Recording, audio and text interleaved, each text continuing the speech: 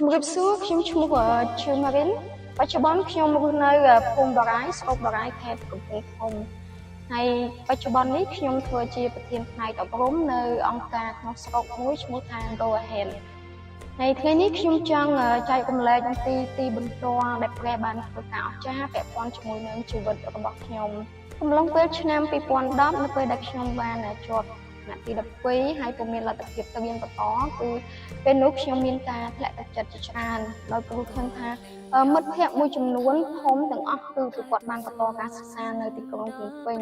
សម្រាប់ខ្ញុំវិញគឺខ្ញុំមិនអាចបន្តបានទេអញ្ចឹងនៅគ្រានោះខ្ញុំពិបាកចិត្តធ្លាក់ទឹកចិត្តហើយមានអារម្មណ៍ថាបាក់ទឹកចិត្តខ្លាំងទៅលើការសិក្សាដែលយើងមិនអាចទៅបន្តការសិក្សាបានណាតែនៅពេលដែលខ្ញុំជឿព្រះខ្ញុំដំបូងឡើយខ្ញុំសាក់លបងជឿតែនៅពេលដល់ជឿទៅខ្ញុំទៅថ្វាយបង្គំជារៀងរាល់សប្តាហ៍ខ្ញុំរកឃើញថាព្រះស្រឡាញ់មនុស្សលោកពិតប្រាកដហើយទូសូមដល់ព្រះពីសំនុំពរនាងចំពោះទ្រង់បិណ្ឌណា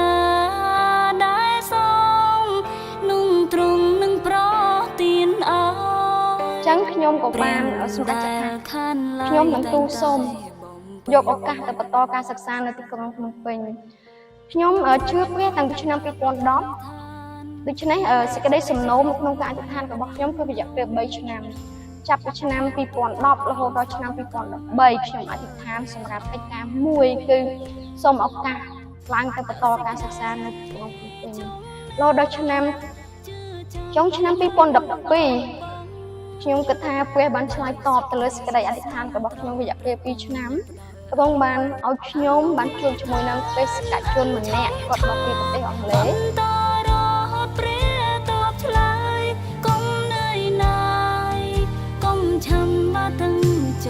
ហើយនៅពេលនោះគាត់ក៏បានស៊ើបសួរអំពីខ្ញុំអរគុណព្រះមែនទែនដែលព្រះបានឆ្លើយតបការអធិដ្ឋានរយៈពេល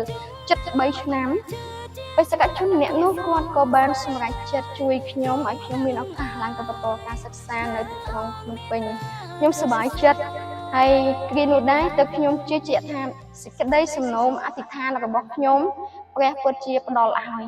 ហើយព្រះពិតជាស្មោះត្រង់ចំពោះសេចក្តីអធិដ្ឋានរបស់ខ្ញុំខ្លាំងមែនទែនចឹងនៅត្រង់នេះខ្ញុំលើកទឹកចិត្តទៅដល់បងប្អូនប្រុសស្រីគ្រប់គ្នាបើសិនបើយើងពិតជាបានអធិដ្ឋានដោយអស់ពីចិត្តខ្ញុំជឿជាក់ថាព្រះនឹងផ្ដល់ប្រពោទៅដល់បងប្អូនរបស់គ្នាតាមរយៈសេចក្តីអធិដ្ឋានដោយអស់ពីចិត្តរបស់បងប្អូន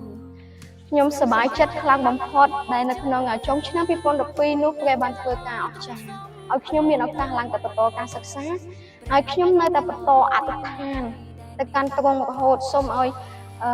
ការសិក្សារបស់ខ្ញុំទទួលបានជោគជ័យហើយសូមឲ្យការសិក្សារបស់ខ្ញុំបានផ្ដល់ជាប្រយោជន៍ទៅដល់ប្រទេសជាតិនិងសហគមន៍របស់ខ្ញុំត្រឡប់មកវិញនៅពេលដែលខ្ញុំចប់បញ្ញាបត្រឆ្នាំ2016ព្រះបានត្រាស់ហៅឲ្យខ្ញុំបានធ្វើការងារជាមួយនឹងអង្គការក្រៅរដ្ឋាភិបាលដើម្បីបម្រើសហគមន៍នៅកន្លែងដែលខ្ញុំរស់នៅហើយតាមរយៈការត្រាស់ហៅនេះខ្ញុំបានធ្វើតាមការត្រាស់ហៅរបស់ព្រះហើយក៏បានសម្រេចចិត្តធ្វើការងារនឹងរហូតមកដល់បច្ចុប្បន្នគឺយើងបានជួយក្មេងៗជាច្រើននៅក្នុងសហគមន៍របស់ខ្ញុំផ្ទាល់តាមរយៈការបង្រៀនភាសាអង់គ្លេសតាមរយៈការផ្ដល់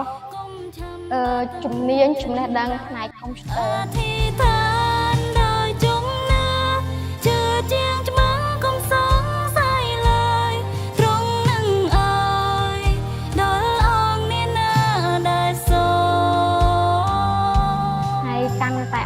នោះគឺខ្ញុំជឿជាក់ទៅលើសេចក្តីស្រឡាញ់និងការផ្គត់ផ្គង់របស់ព្រះដរាបណាយើងមិនបោះបង់សេចក្តីជំនឿ